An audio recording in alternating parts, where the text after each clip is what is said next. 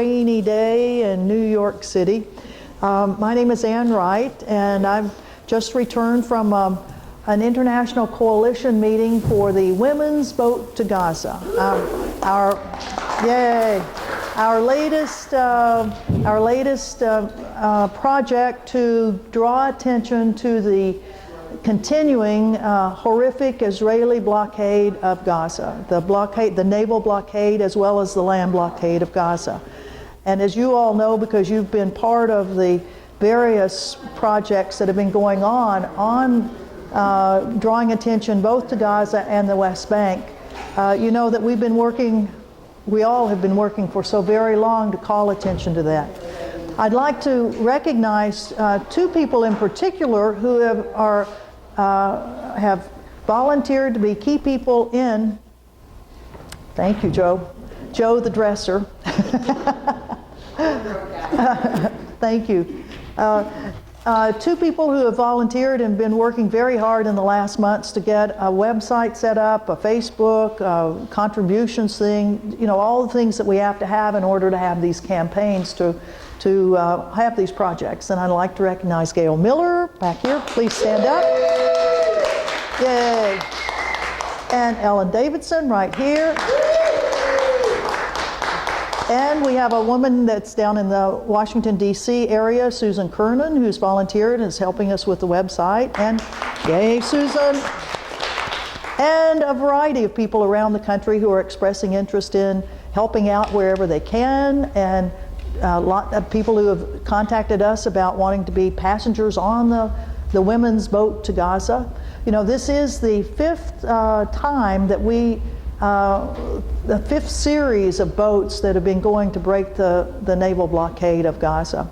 And as I mentioned, many of you, and Libor, thanks for coming in. His girlfriend from Czechoslovakia just got here today, I think. Yes, so we welcome you.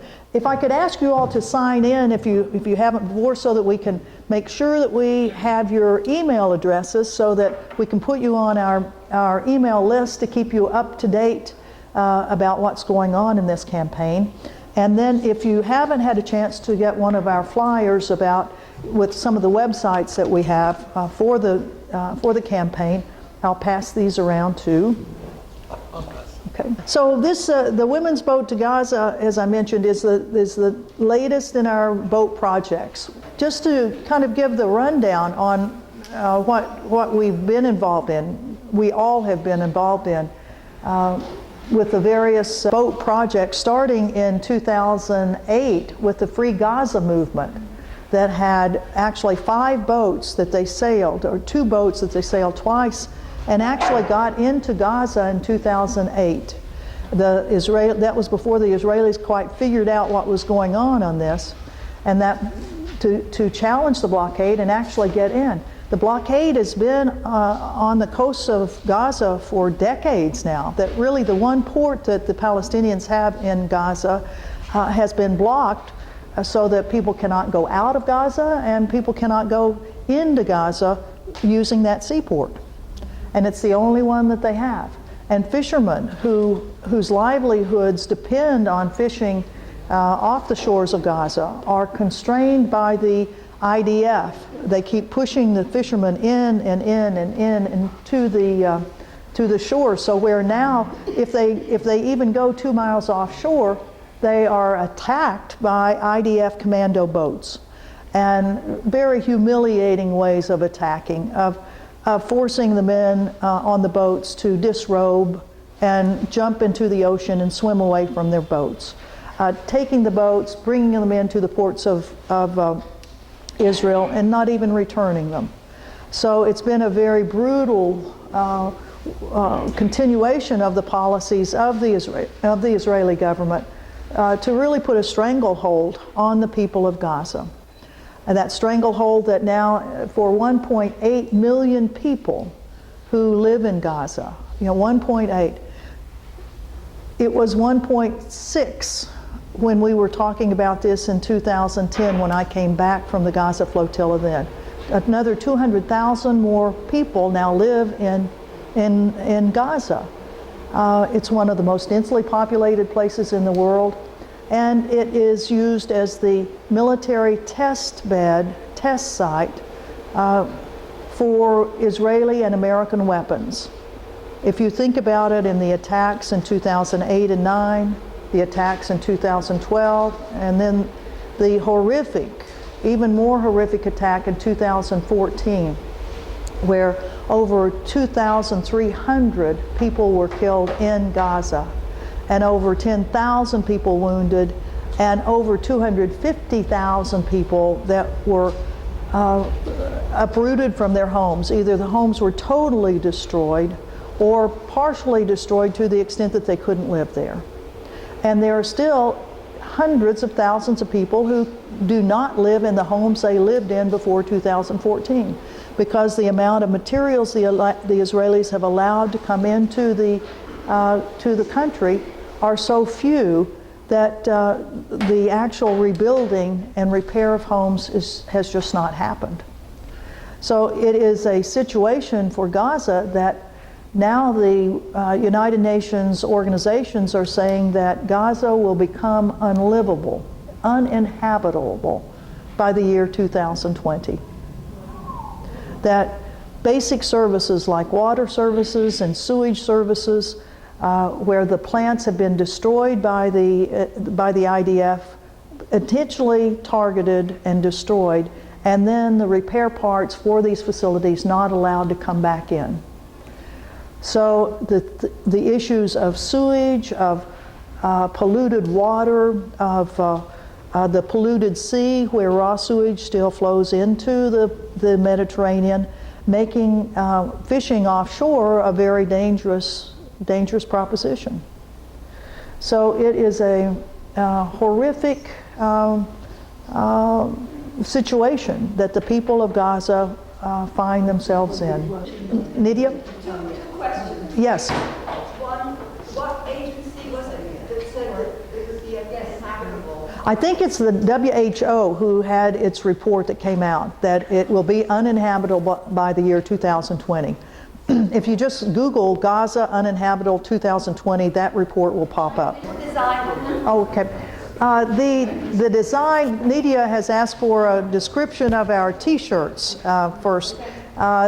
We did have a logo design competition in November and December, and this logo was selected from about 30 that were submitted to our international campaign. And before I tell you exactly who did this, I'll go into we are a part, the U.S. campaign is a part of an international coalition for the Women's Boat to Gaza. We have 8 members that are a part of the former Freedom Flotilla coalition that sponsored the 2011 flotilla and the 2015 flotilla. So 8 of those partners are a part of this project called Women's Boat to Gaza. And the campaigns are the Spanish, Swedish, Norwegian, Italian, Canadian, U.S., and then organizations called Miles of Smiles, which is a humanitarian charity based out of the UK, the International Campaign to against the Siege of Gaza, which is another UK-based organization but has a network throughout the Middle East, and actually 9, and then IHH, the Turkish humanitarian organization. Isn't your South African group? And we do 10. We have 10, thank you, and a group from South Africa, and actually 11, New Zealand. And there's some Australians in there. That's right. We'll count them together. No, let's count them apart. 12. So we have, a good number of people from around the world that are a part of this, and who are all, coming from the point of view that we have to continue this type of project because it does get a type of international media attention, which helps the world remember what's going on in Gaza. Now, if you remember the 2015 preceding Flotilla, where we had 4 boats, how many of y'all remember reading anything in the American press about that flotilla? You might have read one tiny thing once, and that was it. The U.S. media ignores us. However, the media in the Middle East and parts of Europe, the Israeli media covers these boat trips in more detail than any other media. So if you ever want to know what's going on with our women's boat to Gaza, first look on Israeli news sites, the Jerusalem Post, and they will have it. I mean, they are very interested in this. And one of our other boat projects called Gaza's Ark, where we were renovating a fishing boat that was already in Gaza, and we're asking the international community to purchase goods that were still being made in Gaza, handicrafts and food products and things like that, and then consign them to Gaza's Ark to be shipped out of Gaza on Gaza's Ark.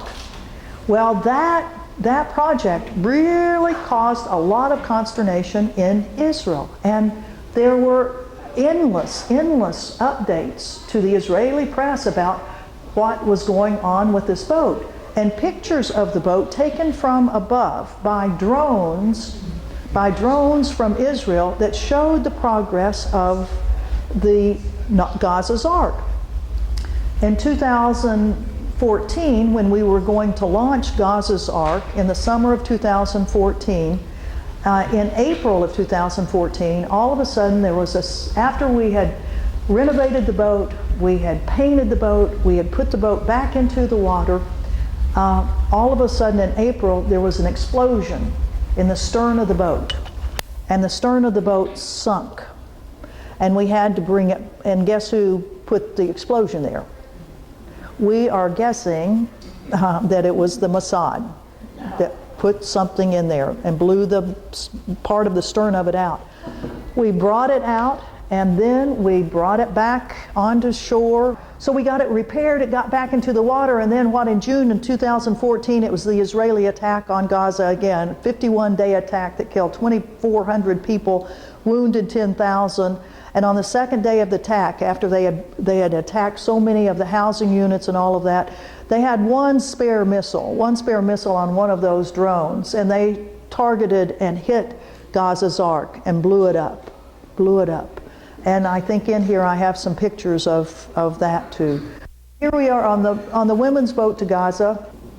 The logo was done by an Arab young man, a young man. And it is the face of a woman in the form of a sail, and with women's boat to Gaza. It's not written on that particular one, but on the other ones. And you will be able to buy tonight, as a fundraiser for Women's Boat to Gaza, you will buy a very unique t-shirt that has one of the interesting things that will never be repeated. So this is the only time you have a chance for this. On the top of it, the young man who did the design had Woman's Boat to Gaza. That's the way the design came in. And the very first, we started using that logo, putting it up on our websites and everything, before we kind of looked at it like maybe it should be Women's Boat to Gaza.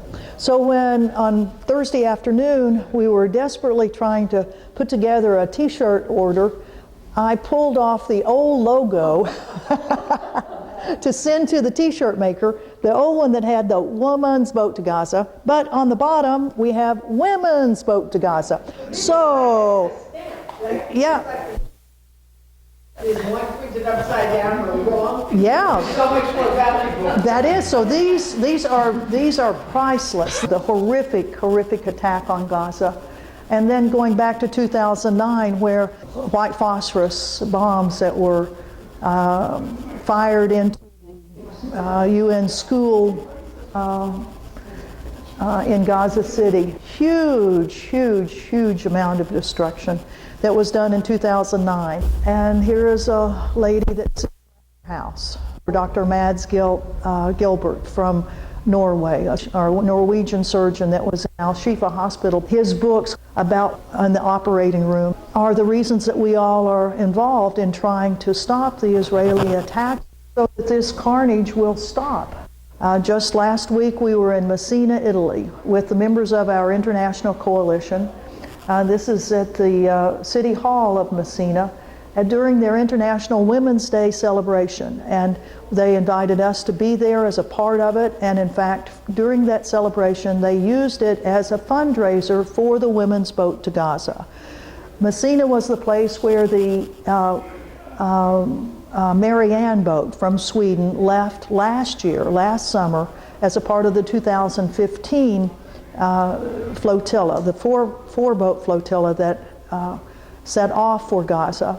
But the one boat, the Marianne, actually left from Messina, and they got such a tremendous send-off from the people of Messina that we wanted to go back there to have our first coalition meeting.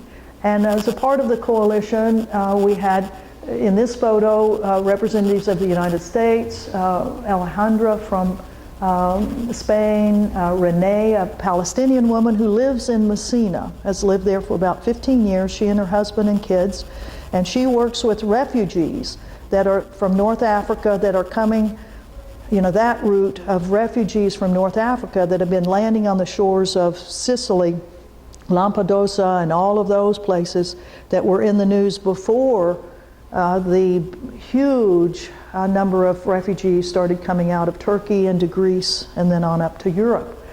And then the next to her is Wendy from Canada, and then next to her is another woman from Messina who's a university professor, Stefania, who will be part of our group there. And this was in the hallways at the International Women's Day. In the center there is the fellow that's there is the mayor of Messina. And you can tell his political leanings by his t-shirts, Free Tibet. So we said, well, why do you wear that? And he went, well, I don't have one of your shirts yet, that's why I'm wearing this one. But he was elected as a person to challenge the entrenched political group that had been in Messina forever. Part of it mafia, and part of it just, you know, them. So he was elected by the people of Messina as a new face, a new person, and his city hall was available for us for the entire time that we were there, to have meetings there and to have events.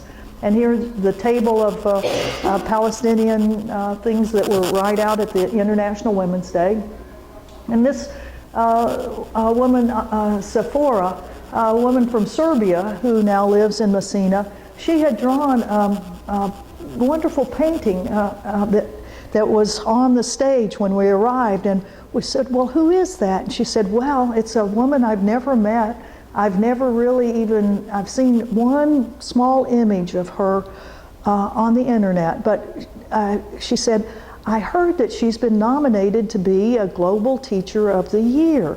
And so I wanted to paint a picture and use it as a fundraiser for the Women's Boat to Gaza.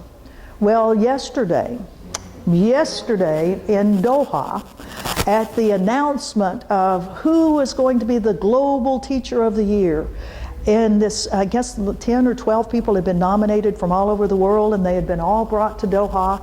And here to make the grand announcement of which of these teachers was going to be the Global Teacher of the Year was Pope Francis, by Skype from the Vatican to make the announcement.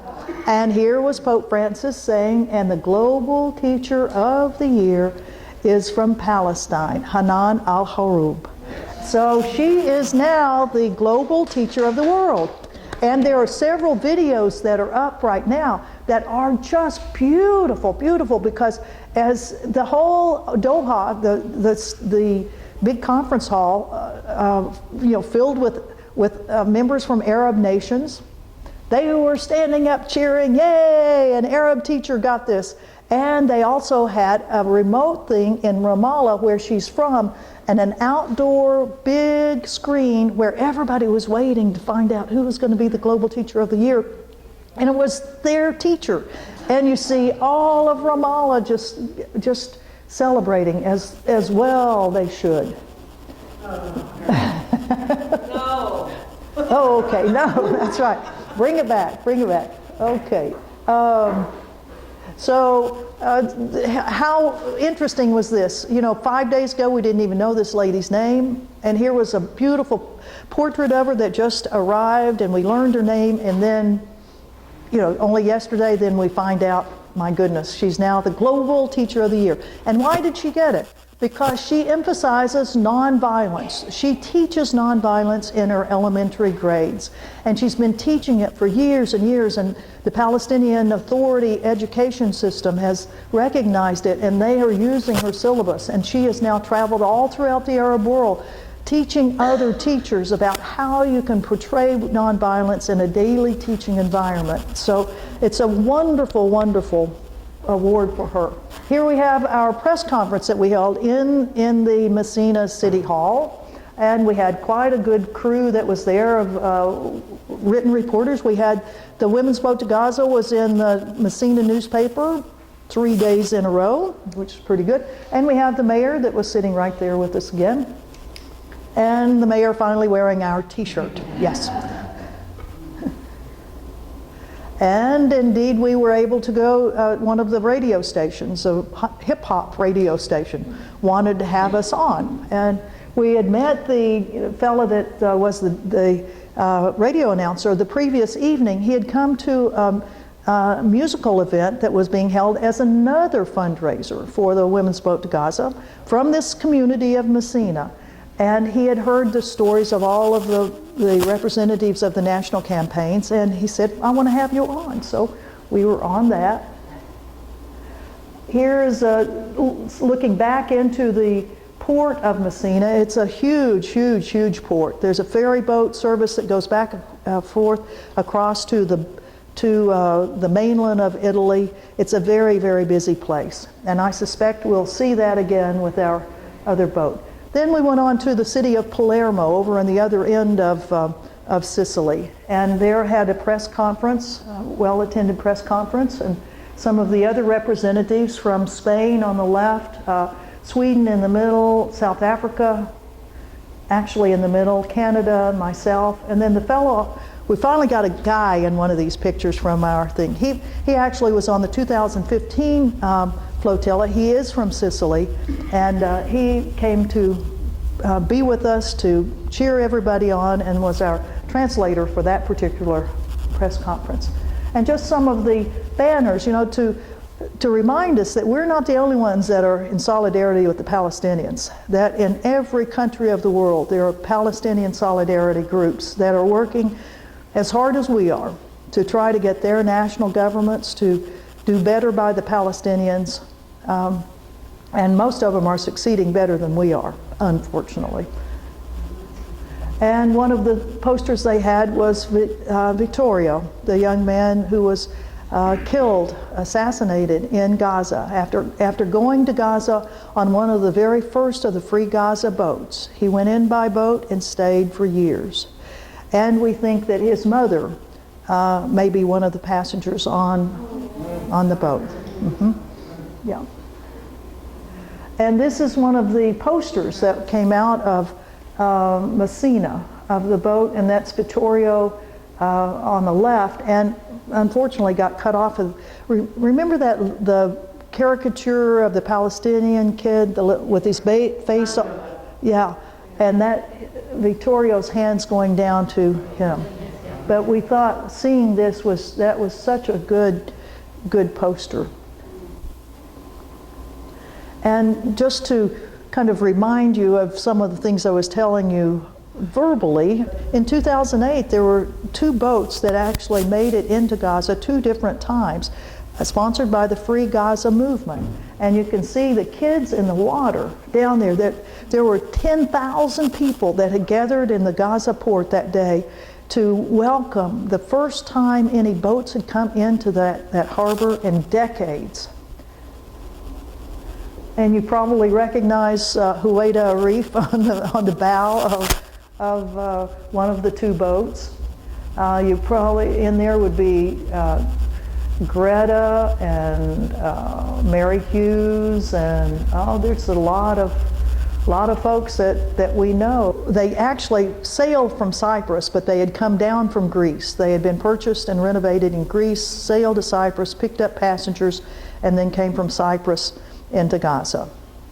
The Cypriot government will not let us sail from there anymore because of intense Israeli pressure. And then here's another scene that you can see the people standing up on the quay walls way up there, and then the kids that were in the boats that were jumping in to greet the boats. And that's why we want to continue. We want to keep going because the people in Gaza know what we're doing. They know we're coming. They know that people are risking their lives in solidarity with them. And while we certainly appreciate the criticism that comes with trying to do this type of project, a criticism that, well, you're raising a lot of money, you're spending it on boats that actually the boats end up going into an armada that is in Haifa harbor. So it's a lot of money that's been raised that is not available for use by the Palestinians. But when you ask the Palestinians, and we do every time before we start on this, we ask them, do you want us to do another boat? And they say yes, because it gets publicity for what's going on in Gaza. And we want that publicity. We need it. We need the world to focus on. And sometimes it takes internationals doing something that gets the attention that then can be diverted onto what the real reason is for what you're doing. This is the Dignity that was rammed by the IDF in 2009. Cynthia McKinney, the Congresswoman, Cynthia McKinney was on this, as was Marie McGuire. And the IDF almost sunk that boat. And then we have the 2010 Flotilla with the Turkey ship, the big Turkey ship, the Mavi Marmara. And the attack of the IDF on the Mavi Marmara, where 10 people were killed, 9 executed on that boat then, and a 10th that has died subsequently. 50 people wounded. And another one of the boats, the Stefani, you can see the IDF boat from behind it. From that 2010 flotilla, there have been many lawsuits. The Turkish passengers have had lawsuits in Istanbul. There have been lawsuits in Spain, and we finally filed one here in the United States in January. There are 4 of us that are plaintiffs as U.S. citizens on a U.S. flag boat. In the D.C. District Court in Washington, D.C., we filed a criminal complaint against the members of the leadership of the State of Israel for the attack and damages caused by their attack. Also, the family of Furkan Doğan filed a criminal complaint in Los Angeles in the spring of 2014 against Ehud Barak, who was the Minister of Defense at the time. So now in American courts, we have two complaints that have been filed against officials of the State of Israel. At this point, none of them have been responded to by the State of Israel. But eventually they have to. They have to respond. Probably what's going to happen is the United States government is going to say that those people have immunity. But we are using this opportunity. The people that actually did the work on the lawsuit are from the UK. It's a big UK law firm that pro bono has filed both of those lawsuits for us. The next flotilla was in 2011, and you all were so kind to help us raise a pile of money so we could buy that giant, beautiful boat called the Audacity of Hope, the U.S. boat to Gaza. That was able to sail finally 3 miles offshore Greece before it was stopped by the Greek commandos and brought back in. And our Captain John, was thrown in jail for 3 days, and finally we got him out. And you all know the story of all that, the saga. Well, the saga continued where the Greek government, they had filed charges against him for reckless endangerment of the passengers and taking an unsafe ship out to sea. And This case had gone on for 4 years until finally it had, there was to be a trial in Athens in November of this last year. And many of you were very kind to send in donations so that we could hire a law firm in Greece to protect Captain John's professional reputation. In no way was he going to go back to Greece while this lawsuit was hanging. So he was not there, but we hired not only the law firm, but we got the ship surveyor who had worked with us in 2011, who had surveyed that ship. I mean, because between Lori Arbeiter, Jane Hirschman, myself, we were the three kind of honchos of getting the boat. And there was no way in the world we were going to put people on that boat that were going to get hurt on that boat. So we had, I mean, that boat was one good boat. And the ship surveyor said in 2011 it was a good boat, and he said so also in 2015 to that court in Athens, and they dropped the charges against Captain John. Yay! Well, the boat is in unknown parts right now. We don't know. We sold it for $1 to the Free Gaza movement, and parts of that movement have it someplace. We just don't know where it is. Good. Yes. But we're hoping it lives to sail another day. And then in 2012, the boat called the Estelle. Isn't that a beautiful, beautiful sailing boat? A beautiful boat. And when we heard that the Swedish boat to Gaza was going to sail it, it was like, oh no, that's such a beautiful boat. But the guy that was the captain of it for many, many years, he said, you know, it's we've used it for as long as we need to, and this will be a good last mission for it. But it still breaks your heart. And then this last year in 2015, the main ship, the one that was actually taken by the Israelis, was the Marianne, also another ship from Sweden. And stolen, hijacked on the high seas, taken to Israel, and the people kidnapped, put in Israeli prison, and then deported.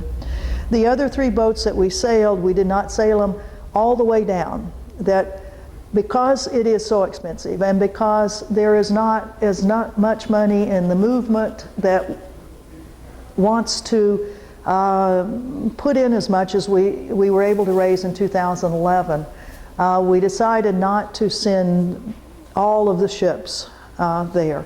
And some of them were not even purchased by the campaigns. There were other deals where the owners would have been very irritated had they been taken by the Israelis. I'll just leave it at that. So one of the four boats was the one that was actually taken by the Israelis. We would like to have two boats as a part of the women's boat to Gaza flotilla.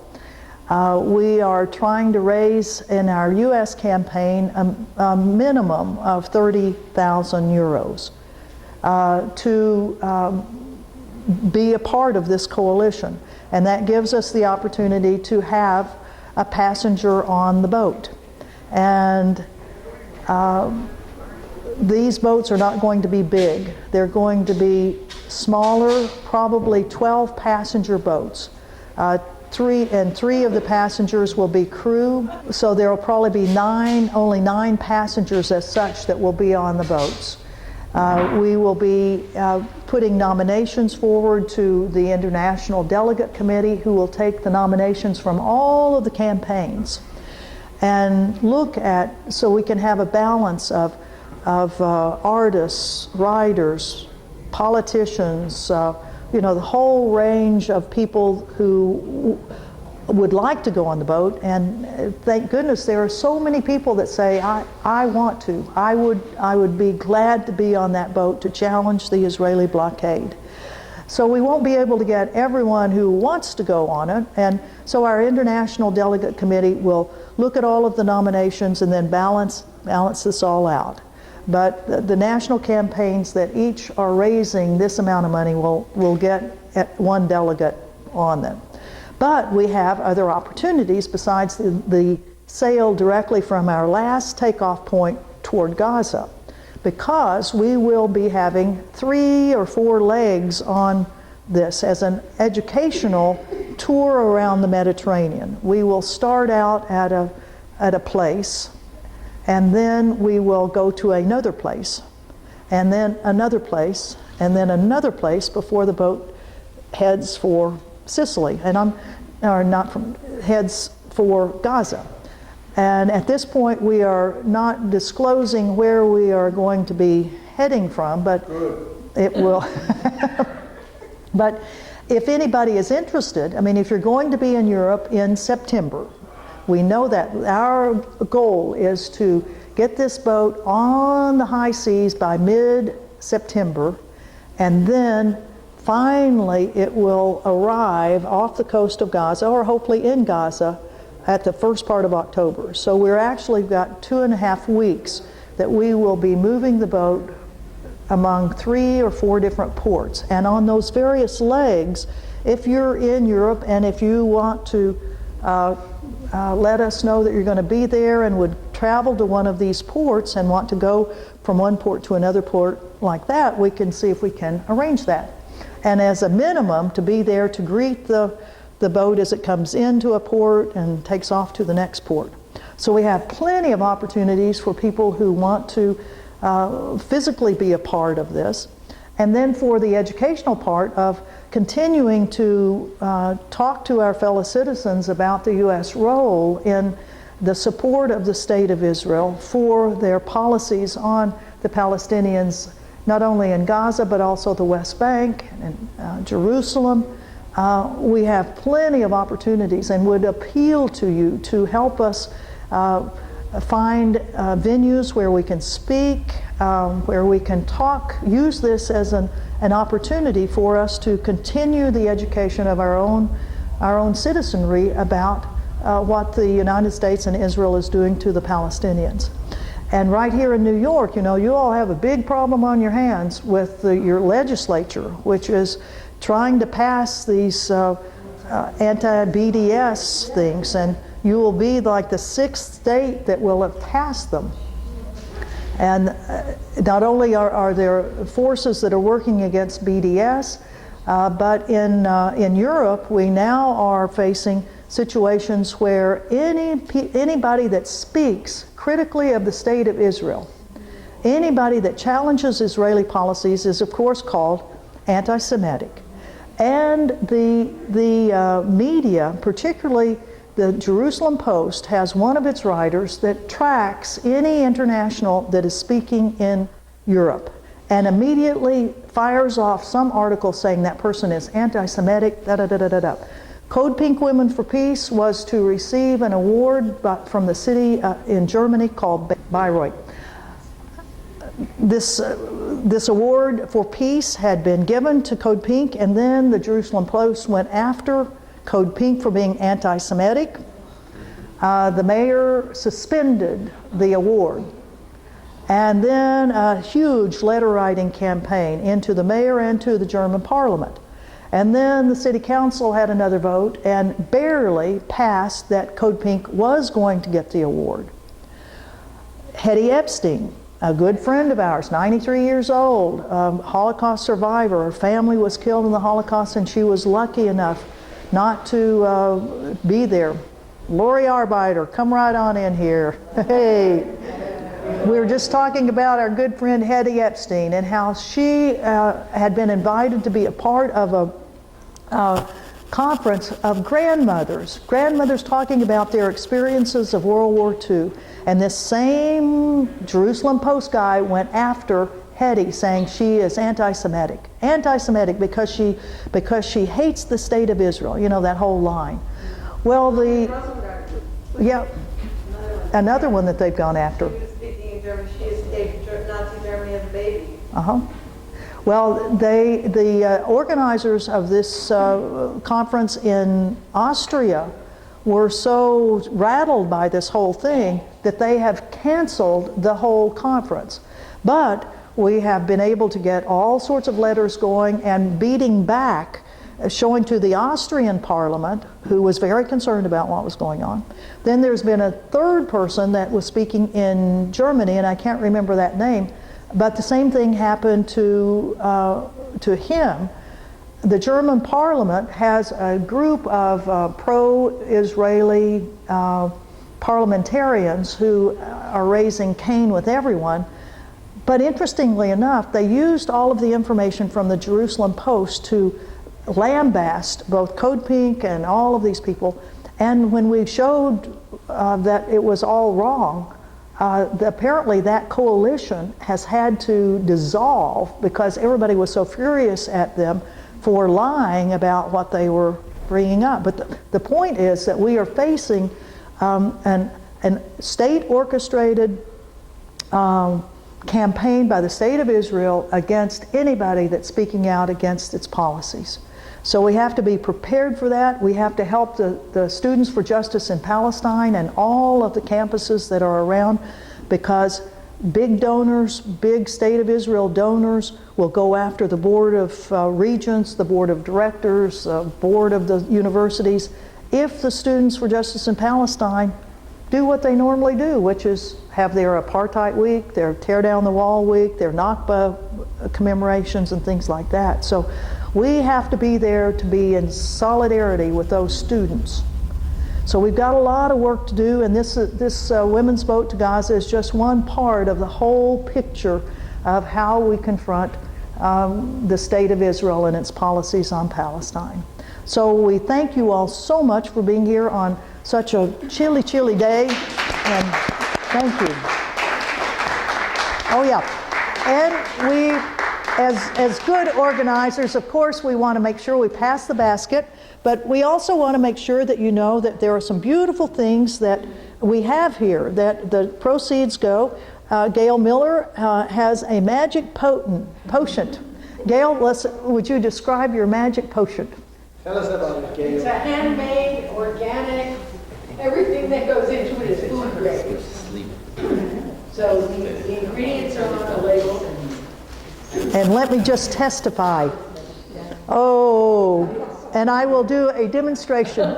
You will see magic happening before your very eyes. You look like you're 20 years younger. See what, watch this. Okay, Ellen, here you go.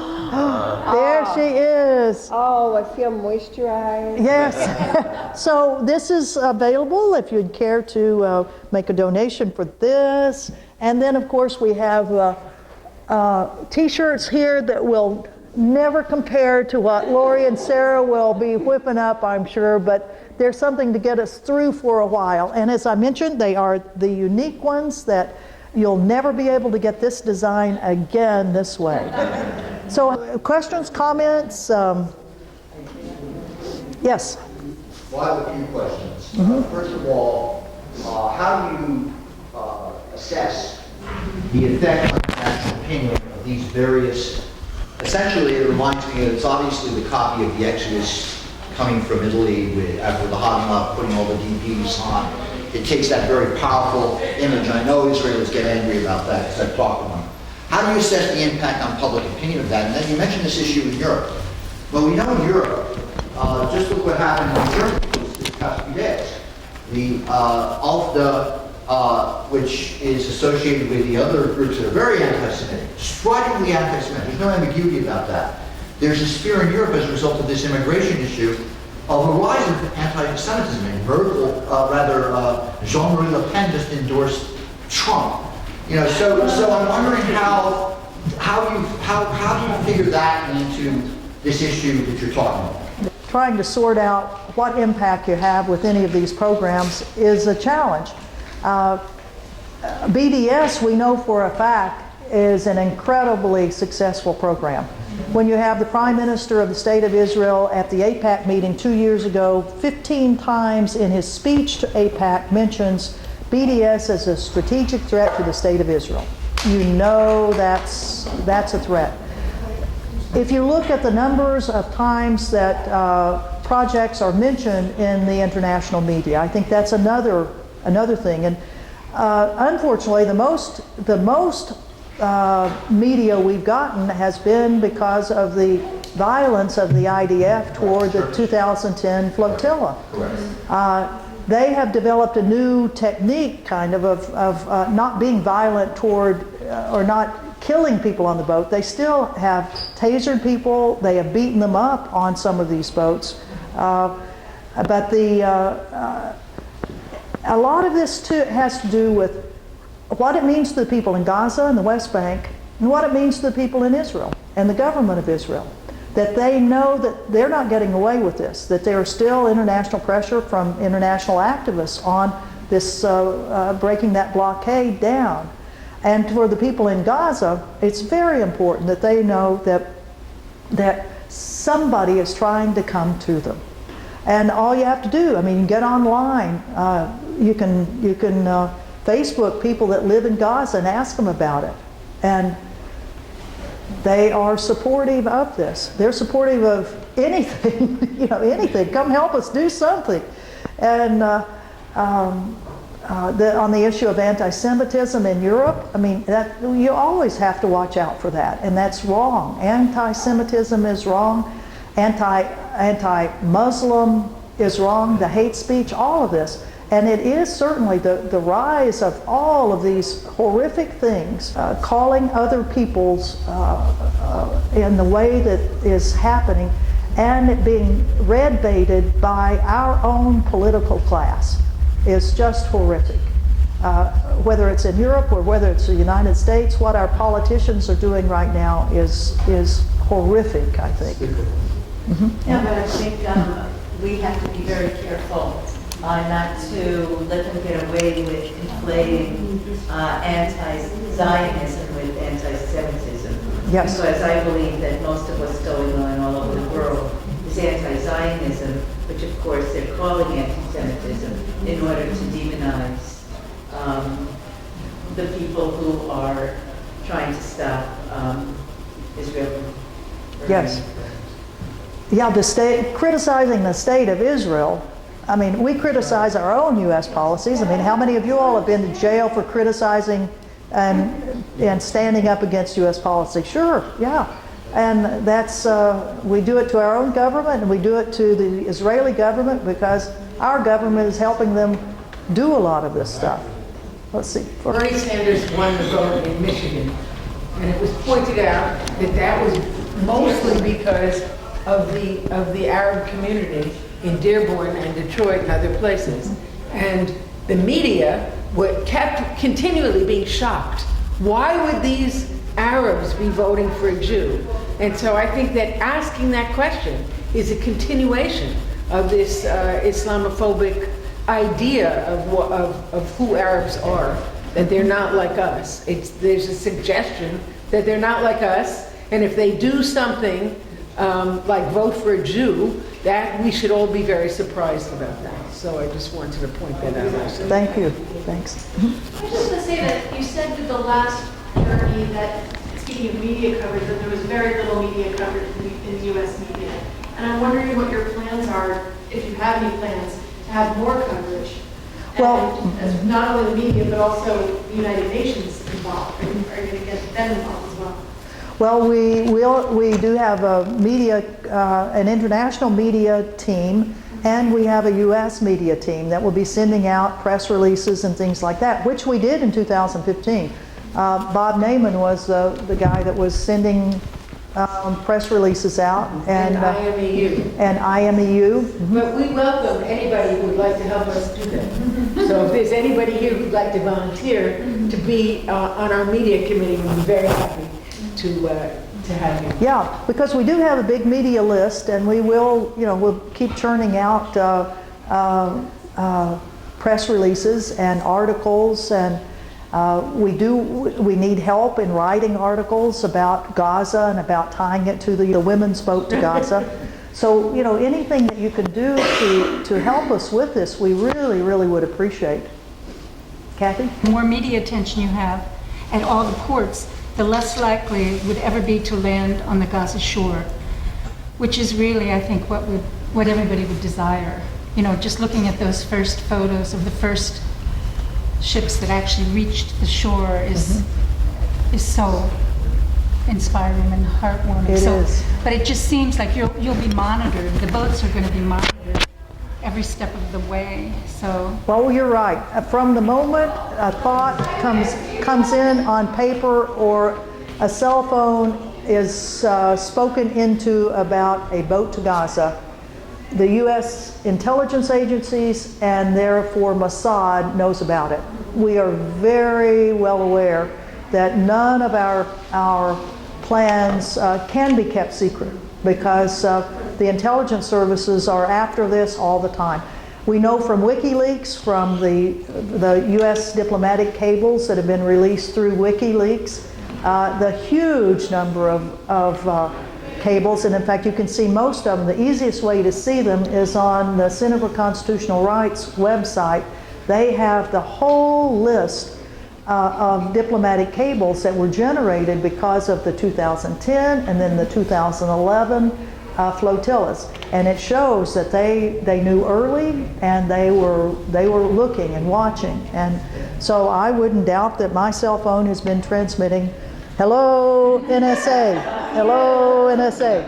No, we anticipate that they will, and we're not. I mean, it's tragically a fact of life now, but we're not going to publicly disclose. Like in newspapers, the details until much later.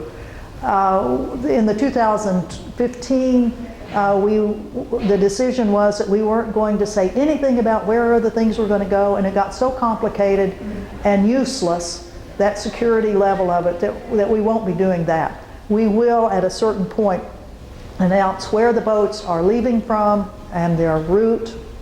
And we may not disclose the actual last port, but I mean, it's like, it's not going to be hard for them to figure out. They'll have their agents down at the The other ports. thing is, there's a website that you can go to that tells you where every single boat anywhere in any ocean is. And I traced it, you know, in the last couple of flotillas. You can go there and put in the name of the boat, and you will watch it move, you know. And I remember that with the Marianne, I was surprised that it was taking off and the other boats were not, right? That it was moving. That's right. And I could see that right on my screen. So there were no secrets here. Yeah. I want to offer a biblical argument in your favor. Oh, good. Okay. And this, I haven't heard it gone public. I think it's a very big deal. In Genesis 49, Jacob sings a song from his deathbed to his 12 sons.